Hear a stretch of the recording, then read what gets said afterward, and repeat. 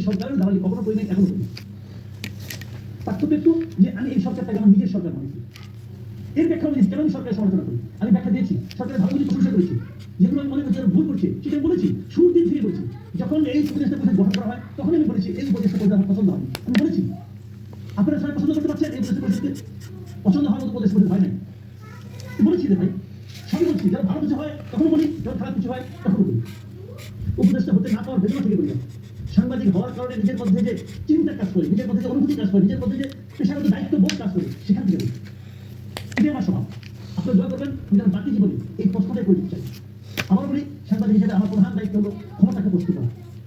আমার দায়িত্ব হলো যারা সরকারে থাকবে তাদের ভুলগুলি ধরিয়ে দেওয়া এবং ভুলগুলি করতে থাকলে তার সমালোচনা করা। যদি কেউ ভালো কাজ করে সেটা শত্রু হতে পারে, তার প্রশংসা করা। আওয়ামী লীগ পছন্দ করি, এটা বলে শেষ করি।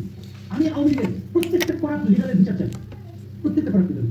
তারা করাপ্ট, আমি আপনাকে সহজ ভাই বলছি, শেখ হাসিনা করা, তার মন্ত্রিসভার প্রত্যেকটা লোক করা, প্রত্যেকটা লোক করা, তার সেন্ট্রাল কমিটি সবাই করা, তার সেন্ট্রাল কমিটি, জেলা কমিটি, উপজেলা কমিটি যারা ছিল এরা সবাইকে বিচারের আওতায় আনতে হবে।